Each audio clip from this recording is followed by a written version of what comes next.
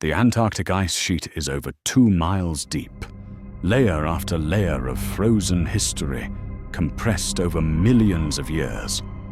Untouched, undisturbed, sealed away from the surface world.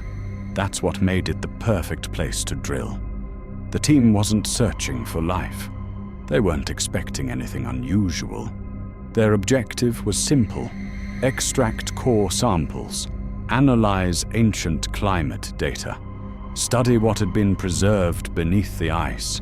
For the first several days, everything went according to plan. The drill cut cleanly through the upper layers. Ice, more ice, denser ice, exactly what they expected. But the deeper they went, the older the ice became, more compact, more resistant. The pressure readings increased gradually. Still normal, still predictable, until the drill stopped. At first, no one reacted. Equipment stalls happen, minor delays, routine issues. They shut the system down, ran a diagnostic, checked for mechanical failure. Nothing. Everything came back normal, so they restarted the drill. It descended again. Slowly at first, then faster as it regained momentum, and then it stopped again. This time, the resistance reading was different, not gradual, not consistent. It spiked, then dropped, then spiked again, as if something below was adjusting. They pulled the drill back up, carefully, monitoring every movement. The drill head showed no damage, no debris, no sign of impact, which didn't make sense. If it wasn't rock, and it wasn't ice, then what had it hit? They ran the data again.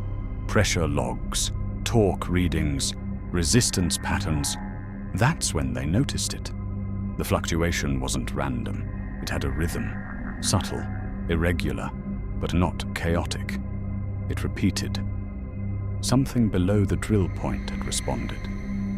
That's when they decided to send a camera down. The cable was lowered slowly, meters at a time. The feed flickered at first, then stabilized. A narrow beam of light cut through the shaft, revealing the walls of compressed ice, layer after layer, frozen time. The descent continued, deeper, further than the drill had gone. The ice began to change. The layers became smoother, less fractured, more uniform. Then, the walls disappeared. The camera entered open space, a cavity. It shouldn't have been there. There was no geological explanation for it. No fracture pattern, no collapse structure, just a void, hidden beneath miles of ice. The camera hovered at the edge, its light scanning outward. At first, there was nothing. Just darkness, the kind of darkness that absorbs light. The beam didn't spread, it stopped, as if the space itself resisted it. They adjusted the exposure, increased brightness, enhanced contrast. Shapes began to form, not clearly, not fully, but enough to tell. The walls weren't natural. They were too smooth, too consistent, and too precise. The camera moved forward, slowly drifting into the space. The signal remained stable for a moment. Then it shook. Not violently, just enough to notice. A small movement.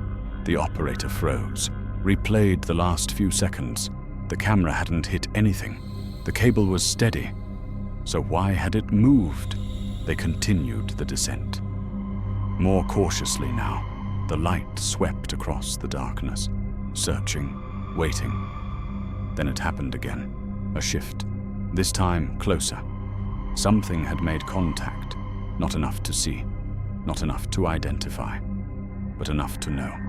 The camera wasn't alone. They pulled the feed back, frame by frame, looking for anything, any detail, any shape, but there was nothing. No figure, no outline, just empty space and a disturbance where something had been. The operator isolated the moment of contact, enhanced the image. There was still nothing visible. But the light, it bent, for just a fraction of a second, as if something had passed through it, something large enough to interrupt it, but not something the camera could see. The room went quiet. No one spoke. No one moved, because they all understood the same thing at the same time. Whatever was down there was not part of the environment, and it had noticed them. The feed continued for another 11 seconds, long enough for the camera to capture one final detail. The darkness shifted again, wider this time, slower, deliberate, as if something beneath the ice was repositioning itself, watching. The transmission cut out without warning. No signal loss, no distortion, just silence. 6 hours later, the entire operation was shut down. All data was classified. All personnel were reassigned. No official explanation was ever released.